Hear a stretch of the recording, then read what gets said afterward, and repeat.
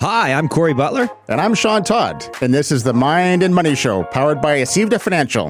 On our show, we'll be going into a deep dive into the relationship we have with our minds, health, and our money. If you'd like to join us on our journey towards becoming better humans, stick around.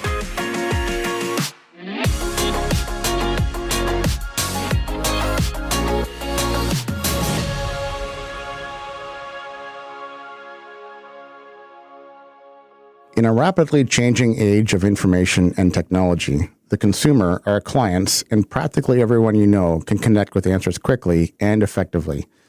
New commercials for robo-advisor platforms practically move us all to tears, wondering, are we paying too much, receiving too little, or who is actually going to look after my family's wealth, with some sort of priority in action? The big questions you may have, and we certainly have as professionals in the industry, are, where is this heading? How will all of our clients be served better with technology? And where do these two areas of information and excellent service merge? Today's journey, we explore this area and talk to one of the leading experts in financial advocacy and financial advisory and wealth service support. Preet Banerjee started as a neuroscientist, graduated from the Henley Business School, top 50 in the world, host of the Mostly Money podcast and Money School YouTube channel, now is the founder of Money Gaps, partner at WellScope, and was also an ongoing guest on the Oprah Winfrey Show. Thanks, Preet, for joining us. Preet, how's it going? Good. How are you? Good. Really appreciate you joining our show today. This is great. We're excited to have you. Yeah, no, my pleasure, guys. Fantastic. So we've just got Ben on the air as well. And hey, then Preet. Corey's going to join us here shortly, but I think you've already been talking to Ben for a little bit. Yep. How was the morning coffee? It was great. Thank you. Did you mix in a scotch for this one? We were just listening to your podcast. I guess you enjoy the scotch during yours? I do, yeah. I don't think I've ever had scotch at 10 a.m. in North America. Yeah, you don't have to lie to us. I think in Scotland I probably have. But, I think it's here. I think it's a fantastic tradition. I'm looking forward to kind of implementing that to our show. Oh, you totally should. I highly recommend it. Yeah, sure. Yeah. So we're really excited to have you here, Preet. I know, you're an expert in your field. Obviously, everyone seems to know your name. I've seen you several times. And with your new product coming out now, Money Gaps, I know it's been talked about a lot about in the advisory circles. But I wanted to give you a chance today to talk a little bit about that, probably delve into kind of how you got here, because you've got an interesting story. But I'm very excited to hear some more about it today. Excellent. Yeah. You let me know where you want me to begin and how far back you want me to start the story. Well, I think the race cars. I think driving race cars is always a good intro. I think that piqued my interest early on. So maybe tell us a little bit about, quickly if you want, how you started off with, your educational background and how you got into the race cars, because I think that's a hell of a story.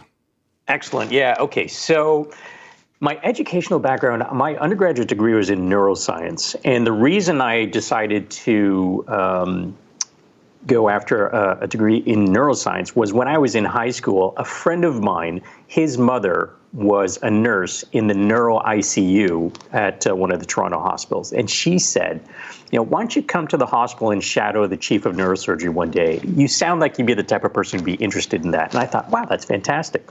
So I went and I shadowed this neurosurgeon for the day, sat in on 3 procedures, and my mind was blown. I was in high school. I was in these operating theaters. It was absolutely mind-blowing. And so I got bit by the bug about learning about how the brain works. And just around that time was when one of the first undergraduate programs in neuroscience was made available in Canada. So immediately I enrolled in that. And then to make a long story short, after about 3 years of study, I realized that, I don't really want to pursue this field and either, try to pursue medical school or whatnot, because I had spent a lot of time in hospitals and I'm a very sensitive person, and always being around people who are ill and some recovering, it really had an emotional drag on me. So I wasn't too thrilled about that. Around the same time, a friend of mine, he said, hey, you know what? You should try bringing your car to this local parking lot where they have these sanctioned, not illegal, sanctioned events against the clock called autocross. I thought, oh, okay, sounds interesting. I got bit by that bug really hard. And so while I was trying to figure out what I wanted to do with my life, I thought, well, since I have time and I'm young, after I finish my degree, I'm going to enroll in auto racing school. And so there's actually schools you can go to learn to become a race car driver. And so that's what I did, study there for a year. And I was negotiating to come back as an instructor the following year.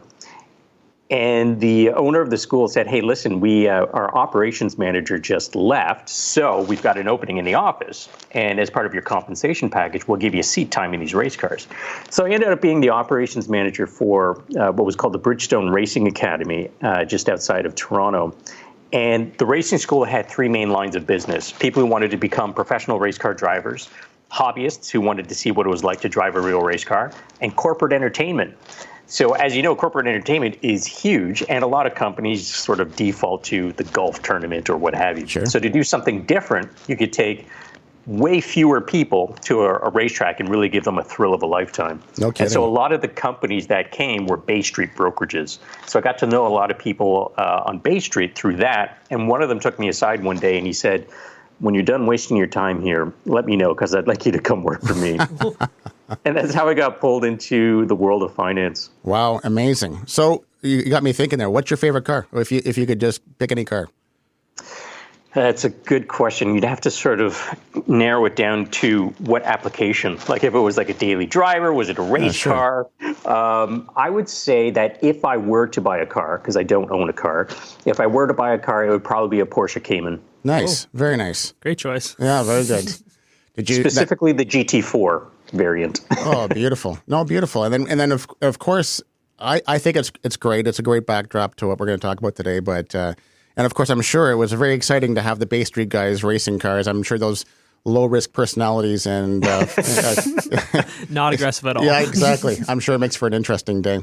But this what I wanted to kind of spend some time too is talking about, you know, your insight of where you see this financial, you know, the financial advisory services going, because I think that's how you ended up with, you know, of course, your Money Gaps product. And I think when I've looked at that, I think it's an extremely well done application.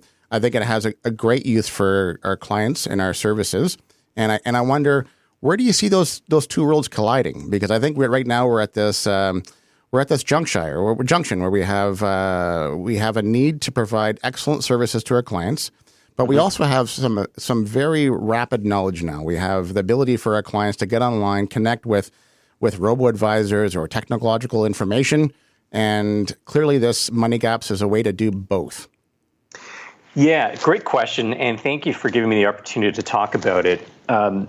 What I initially did was I hired an innovation lab to help look at the client-advisor relationship. Once I had discovered that there was an opportunity to, I don't know if it's a grandiose word, to reinvent financial planning. So I have a love for education. So yes, my undergraduate degree was in neuroscience, but after spending about 10, 15 years in the financial services, I went back to school. And so I'm just wrapping up my doctoral dissertation right now. And the research question I had was quantifying the value of financial advice across different delivery channels. And so I've been doing a deep dive into this for the last 5 years and talking to a lot of advisors, a lot of clients, and identifying some possible opportunities. Because one of the things that people are worried about is, and this is not just financial, so this is basically every industry, the role of technology and how it will disrupt or impact different types of employment.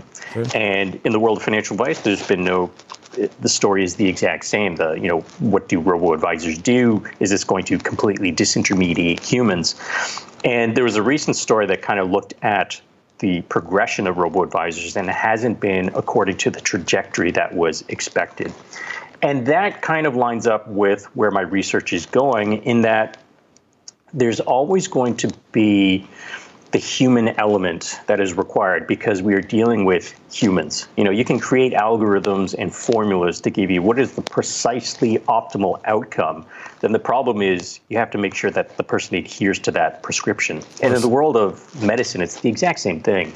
You can give someone a prescription for a course of drugs, and that, based on this ailment, you give them these drugs, they'll be fine. That assumes that they will adhere. So adherence to a plan is incredibly important. That is a behavioral component. And so what's probably going to happen, and we're starting to see this, is that the hybrid model of advice, where you are seeing humans use digital tools and different types of user interfaces to their advantage, they'll leverage technology to provide a better experience. And there are going to be different types of consumers out there. There are some people who will never deal with a human financial advisor, and there's some people who would never deal with a website, and there's everything in between. So it's really about figuring out the best platform for each type of consumer. And as part of our research, when I realized, there's something here where a hybrid model makes sense. What are these tools that we need to develop? So I hired this innovation lab. We picked apart the client-advisor relationship. And I'll tell you what the single biggest pain point is that we identified from both parties. People don't read big financial plans. And so that's going to come as a shock to some people because a lot of people believe in financial planning. I am a huge believer in financial planning. I think everyone should have a financial plan. But the reality is, if you have a big financial plan that you present to everybody, not a lot of people will actually read it. And so what consumers said was, we get these big plans, and we know that's good. We just have no idea what it says. That's why we hire the advisors. So we end up asking them for a 2-page synopsis that says, what does this big plan say? Just tell me where to go. Tell me what to do. Exactly. And a lot of advisors say the exact same thing. It's very sophisticated. Some of the analyses that we do takes a lot of time. One little change here can drastically alter the outcomes. You really have to know what you're doing. Lots of tables and charts to support it. You present that, and you can see the client's eyes start to glaze over as they're losing focus in that meeting. So we realize that financial planning is important, but the way that it's being delivered is not necessarily going to be the right way for everyone. Now, I'm not saying that those sophisticated plans aren't worthwhile. They are in the right time and place. Sure. So if you have someone who's coming up to a money milestone, they're about to retire, sell a business or whatnot, then you really want to sort of look under the hood, and they're going to spend time, they're going to be interested. But what we decided to do with Money Gabs is we said, well, why don't we go backwards? Why don't we start with the 2-page synopsis? And then for the clients and with the advisor's advice, for those who want to then go to the next step of really digging under the hood, they can still do that. And they may use other software to do that. But we think, maybe around 2/3 to 80% of people will be good with a more simplified reporting of a holistic financial planning based protocol. So what we did, and this goes back to maybe to my education, my love for it, is our reports are based on a report card. So we give people a personal financial report card. It's 1, maybe 2 pages, and it lists every category of their financial life, gives them a grade, and some teacher's notes alongside each category that tells them what they need to either focus in on or what's the rationale for the grade. They get an overall GPA, and you track this over time, just like the schooling system, and people intuitively get it. So one of our core design principles was you should be able to present people with a report, say nothing, and they will intuitively understand it. And for the clients who have been getting this, they absolutely love it because that's exactly what they wanted. It's great, and I think the report is fantastic. And it's taken me a bit. I wanted to give it due diligence. So when I looked at the program, looked at the reports, at first glance, I believed I was comparing the reports to some of the other sophisticated software that we've used in the past in the financial planning world, which I also, just like you, absolutely adore.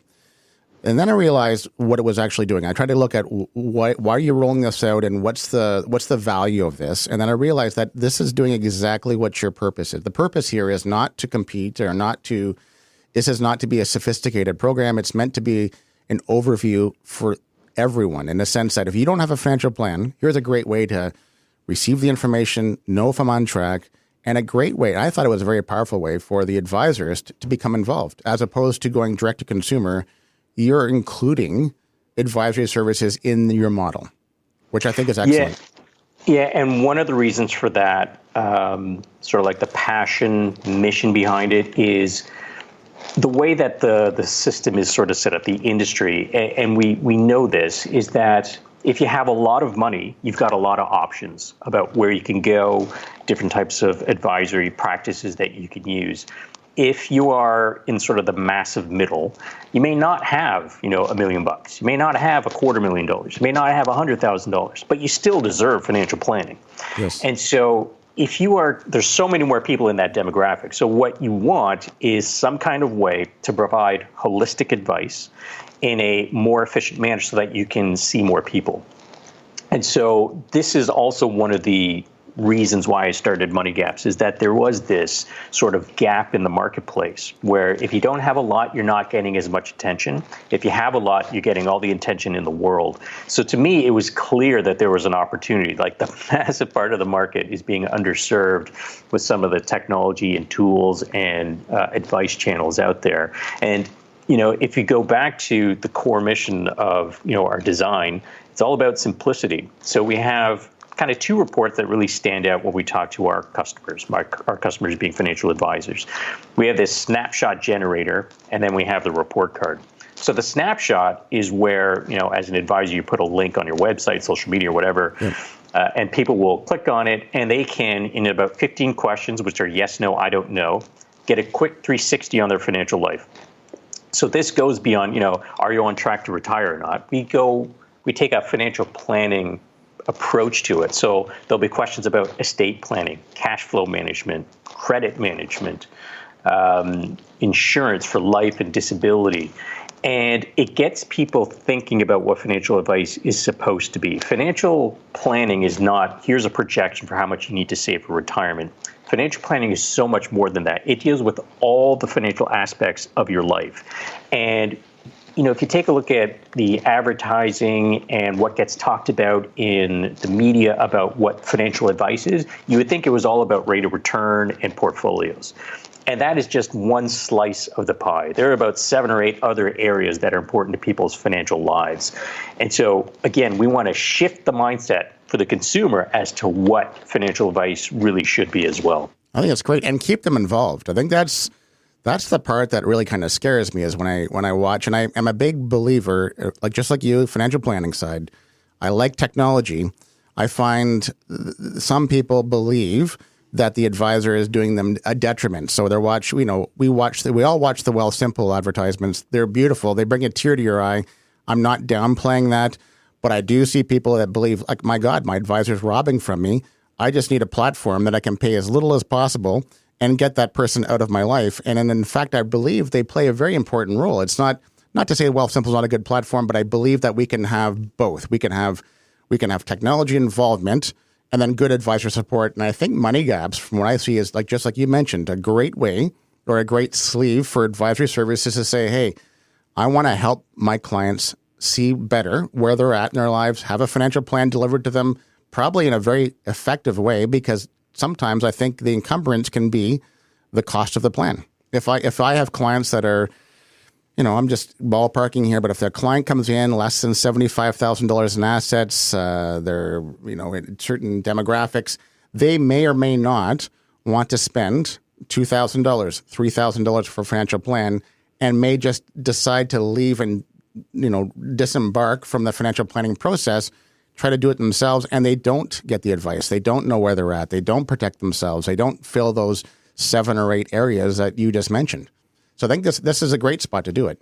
Yeah, and there's going to be a lot of change in the delivery advice going forward, and the delivery of products and costs, and all these things are going to be changing. And that's the one constant in the industry, is that nothing stays constant. But what we're seeing is a lot of experimentation. So I'll give you an example of how sort of Money Gaps fits into the ecosystem. So there are some advisory teams who have a very sophisticated financial planning engagement process with clients, and they charge a certain amount, and we'll call it like a premium service offering with a premium price. And what they're realizing is there are a lot of people who make good money. They have a lot of financial planning potential, but they don't have assets. And so they want to provide a way to service those clients as well. And it's true, it's tough to justify for some people paying a few $1,000s for a financial plan when they don't have that many thousands of dollars in assets, right? There's a bit of a disconnect. And so some advisors have been using Money Gaps in complement to other planning software. And so they have multiple tiers of service available, which I think should have been the norm a long time ago, but not everyone should necessarily get the exact same process. And so when you've got someone who is maybe earlier on in their financial life, their wealth trajectory, and they want something a little bit more simplified, maybe you give them the Money Gap solution. You have a different programming or cost structure for that. And then when they're ready to graduate, and they may never, then you can put them into a sort of different model. And so we're seeing a lot of experimentation here, because I think a lot of advisors also realize that, they need to make a dedicated effort if they really want to service the people who don't have the assets yet but have tons of potential, because that's win-win, right? If you can harness the potential of someone who's earlier on in their wealth trajectory, then they could become a very good client down the road to you at some point as well. So, we're seeing a lot of experimentation because of the dynamics have just changed. I totally agree. And I see there's a huge area where you have what do they want to call them? The young builders, where you have young professionals, lawyers, dentists, doctors that are just starting off. We've got young business owners that are starting off that normally would fall under the radar of those high net worth shops, don't have the funds and ability yet to have that the planning expenses, but would be fantastic clients and would be really need that advice. So I think this adheres to that, and I think that's wonderful. What do you see, because you obviously have spent a lot of time studying people's behavior and the psychology of it, where do you see the connection between, fulfilling those gaps or spending the time doing a financial plan and now feeling better about yourself and being able to achieve more because you're at ease more? Do you see a connection there? Oh, there's a huge connection. If you take a look at all the studies that connect, divorce rates and the causes of divorce, money is either number one or number two. Financial stress is something that more people need to take more seriously in terms of how they deal with it, because a lot of people are just living with the financial stress. And this, if you add in the factor of demographics, when I say things have changed, when we take a look at debt loads, again, we have a lot of people who are making good money, but they're launching later in life. Life has become a lot more expensive for someone starting out with respect to cost of tuition, the student loan burdens that they have, how long it takes to save up for a down payment, paying for a wedding. So in our lives, there's a lot of front-end loaded costs. And so the opportunity to build up assets on the side is a little bit more diminished. But these are the households that you would argue would need advice the most. Because if you start off on the wrong track and you fall into the same traps that a lot of people have, which is they start to accumulate more and more debt, more and more higher interest debt, it becomes this rock around your neck and it weighs you down, and it will fundamentally change your wealth trajectory and what you could have achieved over life. So this is a very critical time. The earlier they are in their overall financial planning life, the more impact you can make at this point in time. Not only will they have, more money in the bank, they can reduce the financial stress that they exhibit, which has so many ramifications outside of just looking at, net worth and assets and liabilities, but just how you enjoy life, the things that you talk about with your partner, the things that weigh you down. If you also have to worry about money, it's just a lot to stomach. And so getting a handle on your finances, having a plan, even if it's not going to fix you overnight, having that sense of a direction, and in some cases, probably many cases, someone there to help you along the way can alleviate a lot of stress. And honestly, just you talking about that is something that I've been working on over the past couple of years. Someone that probably hindered themselves as a person, maybe having too many food apps or going to coffees too much. So that's what I loved about the Money Gaps report card, showing me where I can excel and going through your YouTube channel and stuff like that. So I wanted to thank you for showing me some education that I haven't seen before through going through college and university and stuff like that. I never really thought about it. So when I was watching your stuff about going the avalanche effect and how to pay off credit cards and stuff like that, that was really amazing for me. So I just wanted to hop in there and say thank you for that. Hey, thank you very much for the compliment. I appreciate it. Preet, it's Corey. I finally made it in here. How are you? Hey, Corey, how are you? I was battling the wonderful world of parking. It's been an impressive journey to watch you on. You've from our days. Was it SSQ? Was that or who? I'm trying to think. So. It was, right? Yeah, that's right. Yeah. So it's been a great journey to watch you on, and congratulations on all the success that's gone on for sure. It's been awesome to watch you from as a passenger. No, thanks so much. I appreciate it. And what are you like in terms of, you spoke about debt, and I think that is probably, there's not enough emphasis put on people as to, that rock, that weight that's on their back, on the hanging from their neck. And, how do you think you get that message across to people to stop, to stop the drug? I think it's about extending your hand and saying, hey, listen, I can help you through this journey. I've helped a lot of people through this journey, because I don't think this is going to be any revelation to people that they have debt and it weighs them down. And they all want to do something about it, but it can be very overwhelming.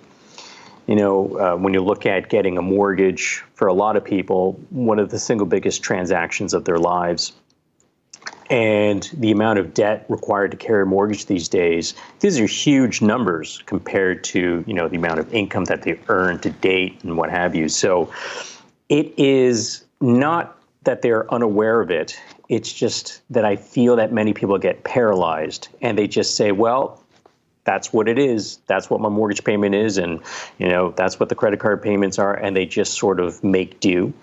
And I think people are very good at just making do, but it's tapping into their potential.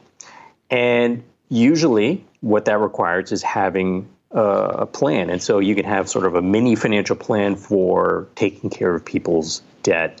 And so some of the research that I talked about on the YouTube channel looked at how people tackle somewhat simplistic decisions about how they pay the balances on multiple credit cards.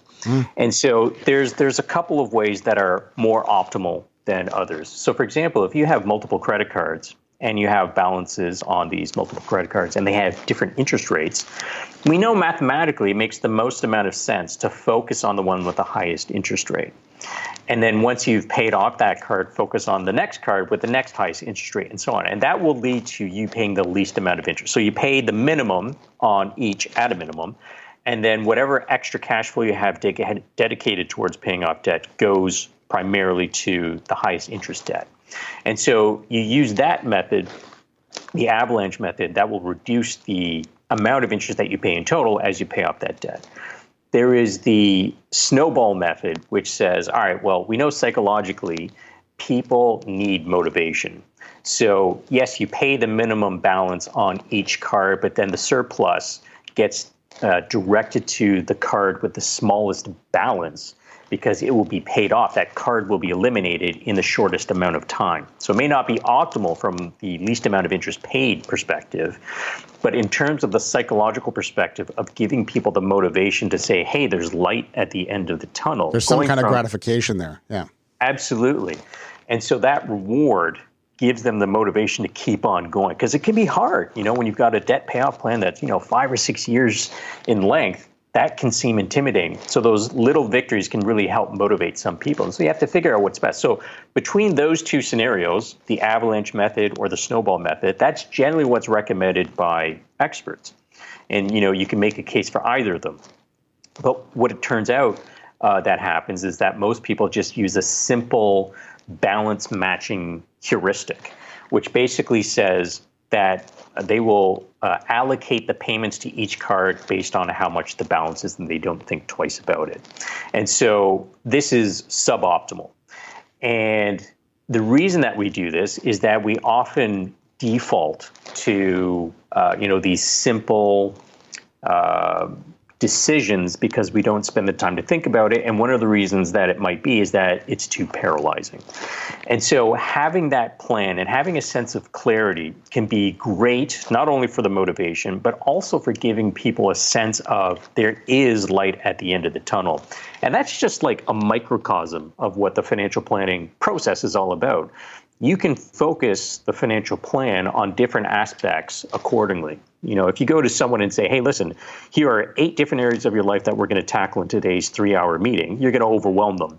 And so understanding that sometimes you need to chunk, the planning process into, all right, what is the most amount of information that a consumer can take in one sitting? Let's focus on that, get some clarity, create a plan. And then we meet the next time. Once that's under control, we monitor it, we focus on the next big thing. And that's why having a plan and someone to do that for you, who's been through that many times, can be so valuable to people. You also talk about starting to hate debt again, the 4-letter word. How would you recommend someone that maybe has 2 credit cards or 3 credit cards and they need to kind of get that hatred to get out of that? What first steps would you take with that? The first thing that works for a lot of people is just to add up the total amount of interest payments that they make throughout a year and see how many vacations that could pay for. Because everyone kind of comes to that realization, if they've gone down the road, if they've racked up a lot of unsecured debt on credit cards and they're paying double-digit interest rates, they always have in the back of their mind, wow, look how much the interest is just this month.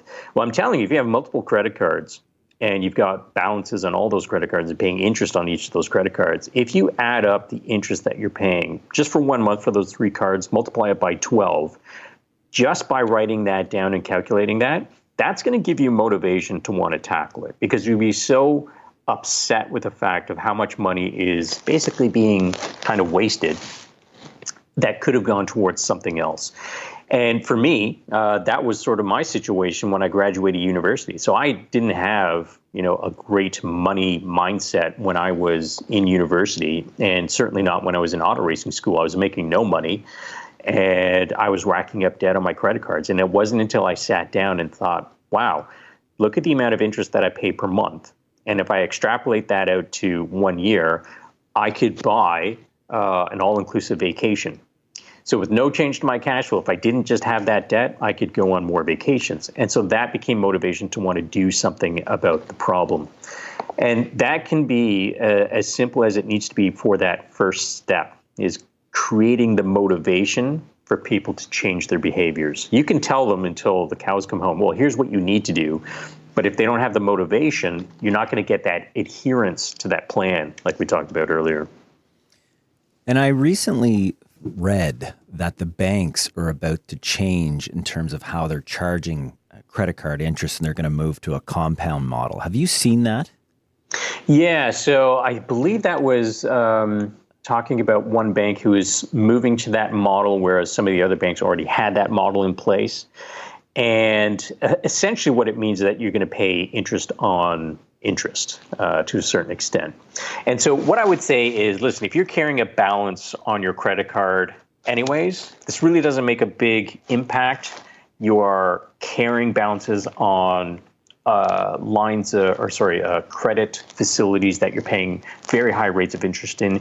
You don't want to do that. And so, the goal is still the same. You want to minimize those unsecured debts. And, when I say that TED Talk that you referred to about, we need to hate debt again as a society. So I want to be clear that there are some types of debt that are absolutely necessary, and there are other types of debt where people get into a lot of trouble. So if you take a look at the big picture perspective, when people graduate from school and start their working career, their income is back-end loaded. Like, it happens towards the tail end of their career. They make not a lot coming out of school, and it increases over time. So their income, if you were to sort of graph it, is kind of back-end loaded. But we have a lot of expenses that are front-end loaded. So again, potentially buying a home, paying for a wedding, having kids, student loans, buying your first car. There's a lot of expenses that happen up front. And so the original idea is that you want to smooth consumption over a lifetime. And the way that you do that is you borrow from your future self to pay for some of the things that you need to sort of capitalize, like, a house and what have you. And so it makes sense to do that, and it's very practical and great thing to do in moderation. It's just that, as we've now had a generation who's only been exposed to falling interest rates, where the cost of servicing debt gets cheaper and cheaper, they haven't seen the repercussions necessarily of what happens if and when interest rates go higher, or if creditors start to get a little bit tighter on how much they dole out credit. And so we find that, car loan amortizations have dramatically increased. Back when I graduated university, a 5-year auto loan was pretty much the longest you would see. And you weren't rolling a payment from a car that you haven't finished paying for into a new car. That was not even heard of. Yeah, so a couple of things have changed. So the lengths of car loans have increased. I think the average length of a car loan for a new car taken out today, over 50% of those loans are for over 7 years now. So that's becoming the norm, like a 7 or 8 year auto loan. But beyond that, as you said, there's the rolling up of negative equity of the previous car into a new loan. So some people are stretching themselves to the point that they are underwater on their previous car, when they're thinking about getting their next car. So they owe more money on the car that they still are driving, but they want to trade up to a different model. And so what they have to do is they have to take that negative equity and add it to the new car loan that they're getting. So it's possible in some cases that you're buying a new to you $20,000 car, and you start out with a starting principal that you owe as being $25,000 or more because you've added in the unpaid loan from the previous car. So these trends are not great. A friend of mine was at a boat show, and he noticed that a relatively small boat was now being offered with I think it was 240-month loans, right? So 20-year loans on these small boats. And he talked to the salesperson. He said, "What's going on?" Is that normal? It's like, no, that's new. People can't afford boats anymore. And the only way that they can afford them is to lengthen the loan. And unfortunately, that's short-term thinking, because we think in monthly payments as a society these days, and we need to think about the long-term ramifications. That is wild. So we've talked a little bit about where money gaps fits in, why people need a financial plan, talked a little bit about debt and the certainty of why or how we did it wrong, how it could affect you. What risks, what's the biggest risk you see for do-it-yourselfers that just say, you know what, I'm going to just disenfranchise myself from everything. I'm going to do it all on my own. I'm not going to listen. I'm not going to learn. What's the predominant risk for those people? There's probably two that I would point out. So there is a very popular academic paper released in, I think it was the year 2000, the Barber and Odine paper titled "Trading is Hazardous to Your Wealth," which is a play on smoking is hazardous to your health. And essentially what they did was they looked at I believe it was a discount brokerage, and looked at a whole bunch of accounts. And what they found was the more people traded, the lower their rate of return was. And the highest quintile of traders, the people who traded the most, the top 20% in terms of activity, underperformed the market by something like 10% annualized. It was massive. And so that's one of the problems, is if you are an actively trading do-it-yourself investor, or even if you're not do-it-yourself, and this pertains to professionals to a certain extent as well, the more trading you have in your account, the more the transaction costs, and the bigger the drag on returns. And so if you are, at home watching TV or listening to the radio or on an internet forum and everyone's trading all these different ideas, it makes you want to maybe trade more and more and more, because there's so much information and so many opinions out there. And a lot of people sound like they really know what they're talking about. And so this can encourage people to trade more. And so, again, the studies have shown the more people trade, the lower the rate of return is on average compared to what is available. So that's like one camp for investors. And then when it comes to, for example, a couch potato portfolio, and there's kind of like this movement that has grown in popularity for all the right reasons: low cost, low trading activity, buy and hold, stay the course, and rebalancing. These are all classical tenets of, how you should manage a portfolio. What I'll tell you is, I talk to a lot of people, and when I talk to people who've said, yep, I fired my advisor and I've decided to do it myself, the number of people who actually stick to what the prescribed course of action is with managing the portfolio is a lot lower than you might think, because it's very tempting for people to make some small tweaks thinking, oh, well, it's basically the same, but you know what, I think emerging markets are going to do really well, so I'm going to change the asset allocation just a little bit this year.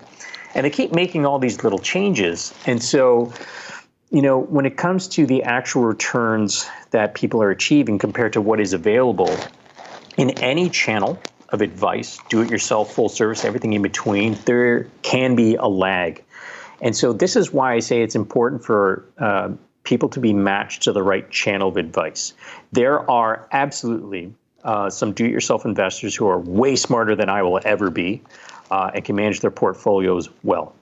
I think that's the minority of people. When you take a look at what people tend to do when left to their own devices, there is a lot of opportunity for them to turn from do-it-yourself investors to did-it-to-yourself investors. And the same can be said about some financial professionals as well.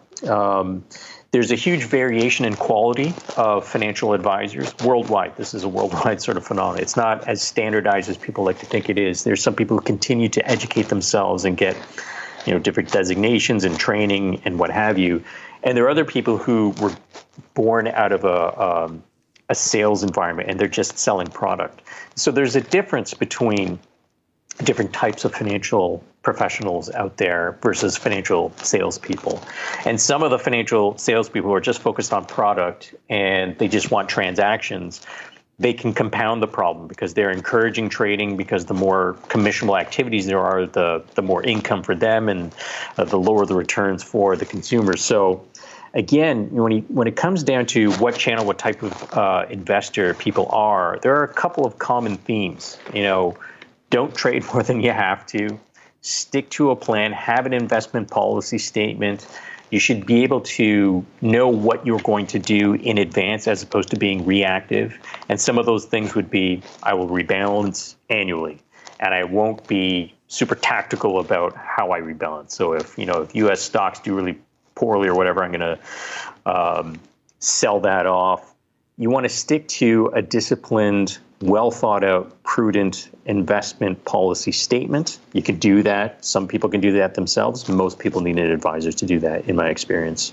And then how much of a believer are you in goals-based investing? That we're going to have a goal and we're going to build an investment or an asset plan to get there and stick to that course? Yeah, so this makes a lot of sense because if you just have this sort of generalized goal that, we're just going to make a lot of money, people don't necessarily buy into that as much. They're like, oh, yeah, that's great. But it's not as concrete as I think it should be. So when you have specific goals, you can measure your progress towards them. You can fine tune your strategies according to that goal. It just makes so much more sense when it comes to creating a plan. If you just have a generalized direction of where you want to head, I don't know if that resonates with people as much as having something that is more bespoke, right? So I think a great financial planning process takes into account not only that people have to define their goals in order for those goals to mean something, in order for those strategies that are used in service of those goals to resonate with clients, but it gives you something to refer to that as you review your financial plan, because it's not just a thing that, here's your financial plan, good luck with that. It's a living, breathing thing that changes over time because people's lives change. You get married, get divorced, you have kids, people around you die, you get an inheritance, what have you. You move, change jobs. There are so many variables that you have to take into account that just setting, this generalized goal of, we'll just, save a little bit more. There's no sort of buy-in to that. And so, again, when it comes to adherence to, financial planning prescriptions, the more you can make those goals and strategies relevant to an individual, I think the more that they will resonate, which will help with the adherence. Excellent. And then we're going to have people listening that are going to want to connect with your money gaps. And we're also going to have advisors who are listening. They're going to wonder, how do I implement these services into my firm, into my model? So maybe if you could just mention, how do we have those people connect with you or with those services, sorry? Yeah, absolutely. So for financial advisors, just visit moneygaps.com. And you'll see exactly what the offering is. We give personalized one-on-one online demos to walk people through the software's 30-day free trial. And it's a subscription-based service. You can use it for as long as you want. If you don't like it, you can cancel it. We have a very high retention rate with our clients. Again, our clients being financial advisors. For financial consumers, general public who are looking for that type of process, Money Gaps is not B2C, it is B2B. So our clients are only financial advisors. So for the general public, if you want to follow some of the other things that I do, which is more consumer facing, you can check me out on YouTube. I've got an ongoing series just talking about pretty much anything and everything under the sun when it comes to money. Talk a lot about the psychology of money, look at different studies, explain the pros and cons of different strategies, explain life insurance, investing, what have you. So it's general education. And I appreciate the offer to sort of plug both Money Gaps, moneygaps.com, and me personally for the broader public. You can also follow me on Twitter at Preet Banerjee, but YouTube is probably where you'll find the most useful content. Oh, fantastic. And if there was one thing you could offer our listeners that improved your health or your mindset or who you are as a person, if you had one secret you could share and say, hey, listen, do more yoga, do meditation. What is it that Preet Banerjee would offer these people? It's not going to be very interesting. It's probably something people have heard before, but make it automatic. And so the more you can automate different financial behaviors in your life, the better off you are going to be. There's an analogy that I like to use sometimes. If you want to be in better physical condition, you got to go to the gym, and then you have to, you sign up, and then you actually have to spend a lot of time pushing the weights, doing the cardio, and it's a lot of pain for, a lot of gain, hopefully down the road. When it comes to automating your financial behaviors, it's kind of like going to the gym, signing up, and then once you've signed up, your muscles start to get bigger without you having to exert too much more effort. So I'll give you a perfect example of this. Let's say that you're a renter or you have a variable rate mortgage. And let's say your landlord comes to you and says, hey, you know what? The rent this year is going up $50 a month. You'd be angry, but you wouldn't move, right? It wouldn't be worth the hassle. So you find a way to come up with that extra $50 that goes to the landlord. And we need to do that with ourselves when it comes to, our savings rate or how much we pay down debt, et cetera. So whatever you're saving right now, I recommend that you just increase it and just do it and see what happens. The worst case scenario is after a couple months, you feel you're a bit too tight, you can stop it, right? There's not a lot of downside there. But if you get used to it, just like that, increase in rent, that extra savings over a long period of time is worth thousands, tens of thousands, and for younger people, potentially hundreds of thousands of dollars to your bottom line down the road. And you don't even feel it after a while. So the more you can automate things, the better your finances will be, whether it's saving more or paying debt down more aggressively. The more you can automate it, the better off you will be.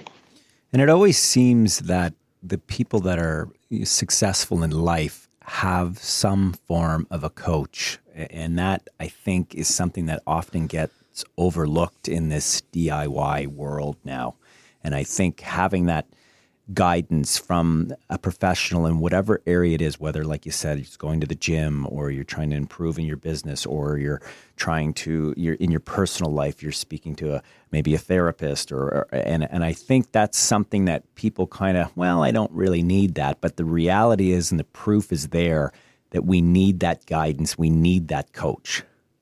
Yeah, and it's a great point because, again, there's so many different types of people, and if you go to the gym, and there are some people who are in incredible physical condition, and they did it all on their own, right? So that would be like the successful DIYer. Then you have people like me who have gone to the gym for years and years and years, and really haven't seen the progress that you would expect,